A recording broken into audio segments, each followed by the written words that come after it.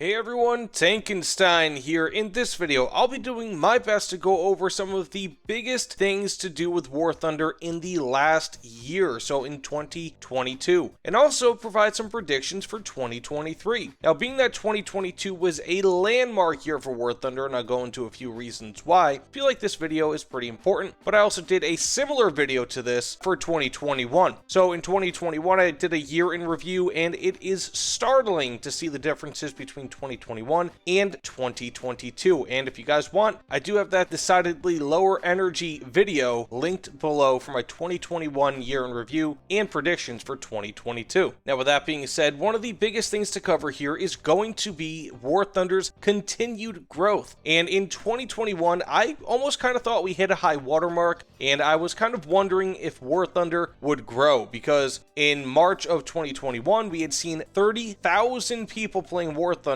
simultaneously. 1 year later, we saw 39,000 people playing, and just this past month, we are at about 49,000 people playing on average. That's on average per the Steam charts website, and it is just absolutely phenomenal. So 48,895 players in the last 30 days. That is more than the entire peak player count in June 2021 by about 10,000. We have more than double the amount of peak players than we did in June 2021. So War Thunder is still obviously growing, and especially as we are getting into more and more modern fighters, aircraft, and also arguably tanks. We are more or less at the peak for tanks, but there are still a few newer variations and iterations of tanks that we can get into that I feel like will draw a lot of people in. But of course, there are still so many World War II tanks that can be added, as we just saw with the Char 2C Bis, the fantastic Tier 1 French premium tank. We can still add plenty of interwar tanks that are incredibly fun and unique, so there is still a long way for War Thunder to go. Bravo to Gaijin for really making a somewhat open-ended game insofar as what vehicles can be added. And hey, who knows, and I'll be getting into my predictions soon, but we might be seeing new nations and new ways to play in 2023. Now, with that said, War Thunder has grown for a reason that I have essentially already mentioned: the updates. In 2022, we have seen 5 major updates that have ushered in a total of 231 new vehicles, which is about 50 more vehicles than we saw in all of 2021 via the updates, including the much anticipated F-14, A-10, F-16, MiG-29, and of course many other vehicles, as well as numerous new tech trees, sub-tech trees, and more. Of these additions, we have seen the Israeli ground and helicopter tech trees being added, the Chinese helicopter tech tree, the very popular Finnish sub-tech tree within the Swedish tech tree, and also of course Rank 8 aircraft, and of course the controversial Rank 7 premium aircraft that have followed in their wake that cost $70. With all of these vehicle additions, especially insofar as fixed-wing aircraft are concerned, we are entering an era defined by incredible plane performance, as well as technologically advanced close, medium, and long-range missiles, all of which will change how air battles are played forever, and already are changing them to an extent. These updates also ushered in gameplay changes such as the addition of incendiary bombs, drones, so whether they are spawn point drones that have armaments, or even just scout drones that you can use from light tanks in rank 6 and 7, and we've also gotten ultra high resolution textures, which are glorious. Now, beyond this, we've seen 4 seasons of Battle Pass, including the Firepower, Armored Elephant, Field Testing, and Smell of Victory Battle Passes. In addition to this, we've also seen the trend that largely started in 2021 with regards to a ton of events being added to War Thunder, especially the minor ones that revolve around holidays and historical battles. We also saw, to a point, a revamped World War mode come back to War Thunder, though of course only flashes of it because we have not seen the full-fledged World War mode come back yet. Additionally, the Legends of Victory event occurred for the first and only time thus far, in which you could simply play War Thunder and win essentially a free IS-2 number 321, which was simply earned again by accruing enough points. This point system has largely been transferred to the summer and winter events, in which instead of completing tasks like we used to do every 2 days, now people simply need to score 40,000 points, of which can have a multiplier to help or hurt their score total every 2 days. In addition to this, we have seen 2 crafting events thus far this year, including the Battle for Arrakis, which was around April Fool's Fools, which saw the Kafir C2 and T-72 M2 Moderna being the top rewards, as well as the more recent Project Overpowered, which had the CCVL and Jaguar E as the top level rewards. Funny enough, at least in my opinion, the Project Overpowered event saw the PO2M come as a reward, which many people, myself included, loved,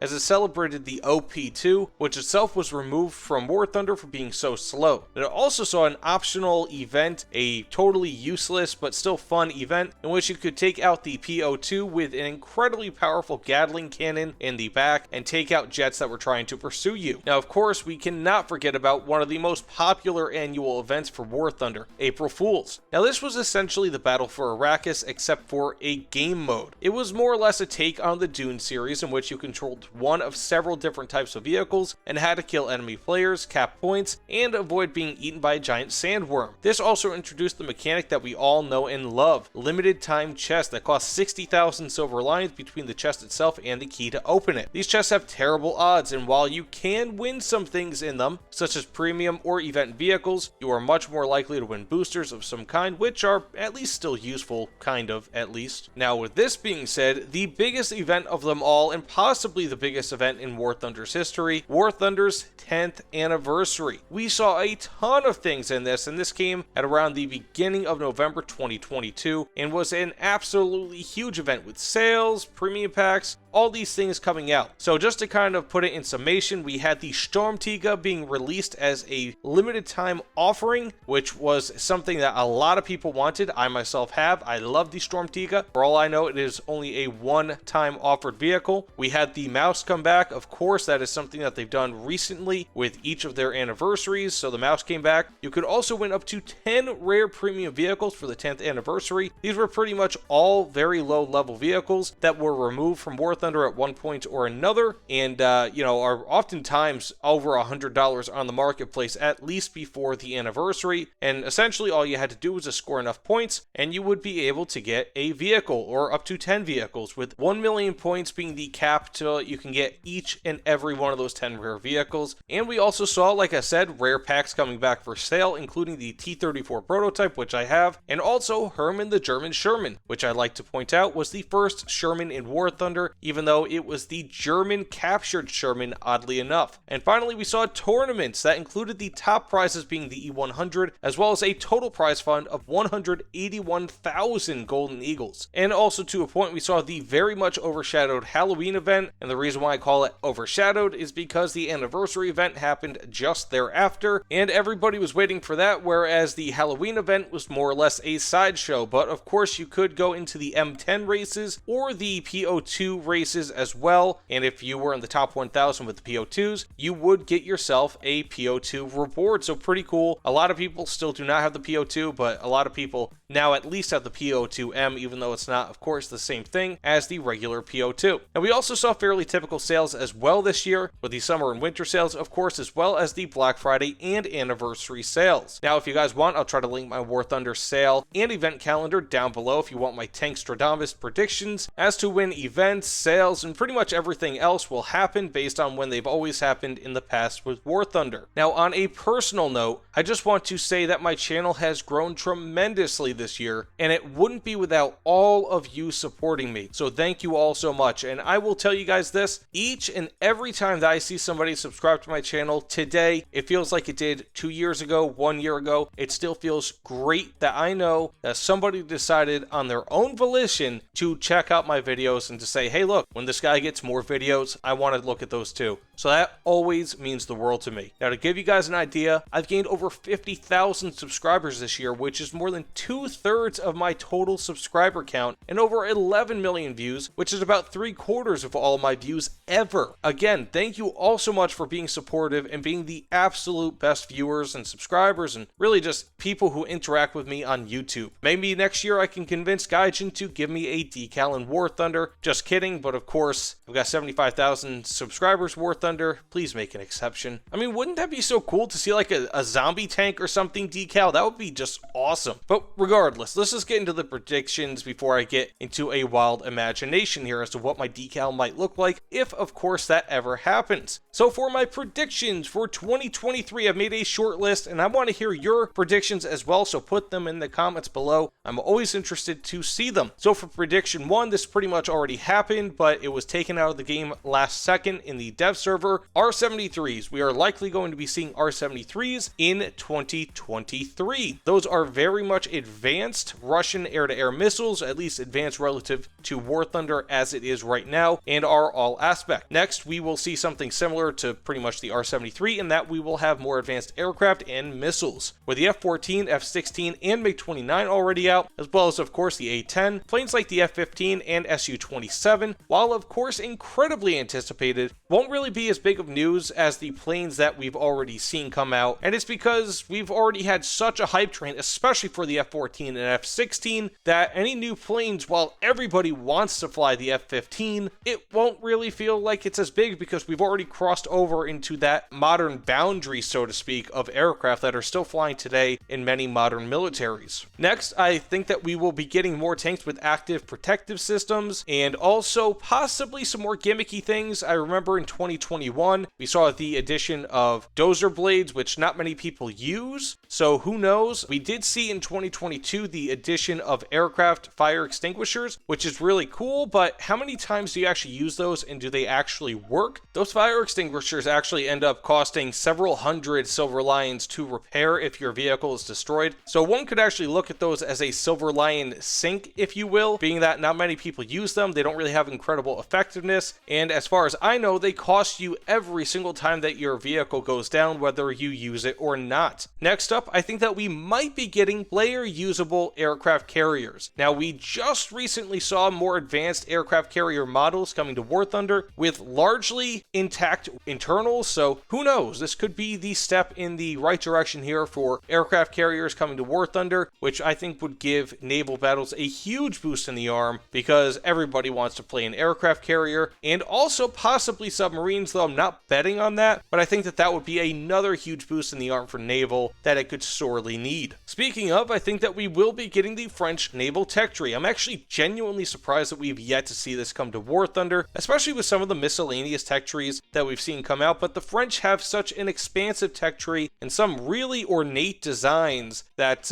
maybe guys are just taking their time. I've got almost no doubt in my mind that they're working on it, but I'm not really sure how far through the tech tree they are. Now, finally, I could see a continuing trend towards monetization, and not just monetization, of course, this is a free-to-play game, but arguably predatory monetization, including a larger portion of vehicles in updates being premiums. Now, this has been happening for several years now, for several updates really. I'd say going back to around early 2021 or even 2020, and it appears to be getting worse. This is actually quantifiable data in case you want to look at how many premiums we receive as a total percentage of vehicles in a major update. I mean, heck, you guys saw this most recent update in which we had a ton of premium packs and the addition of $70 premium packs as well. So unfortunately, I feel like War Thunder is going to become more heavily monetized in a predatory way, especially when it comes to loot boxes like we've been seeing, those 60,000 SL loot boxes. A lot of people are funding their purchase of those, as well as the new GE loot boxes that we see for New Year's, where they say that there's a 1500 GE average reward, whereas a lot of people that I've been seeing, of course these are anecdotes, have been saying that they've not been getting anywhere near that as an average reward, but who knows? But these SL and GE chests will end up costing people a lot of money. They will actually be putting real money in so that they can fund these chests, and whether people will admit it or not, especially with the SL chests, they will be buying GE so that they can buy Silver Lions, so that they can buy these chests and get a negative reward. The house always wins, guys. Trust me, the house always wins. Gaijin will always win in that transaction, and even if you do win once or twice, guess what? You get a digital vehicle, and you know what they get? Your money. But either way, let me know what you guys think in the comments below. Of course, give me your predictions. I want to see what you guys think will be coming to War Thunder in 2023. What you hope will be coming to War Thunder in 2023, and really what you thought about 2022 as a whole, whether it's just the year itself or the year in War Thunder and the events and pretty much everything else. Again, thank you all so much for your incredible support. It always means the world to me. But either way, thanks again, guys, and I will see you all on the other side. Take care, everyone.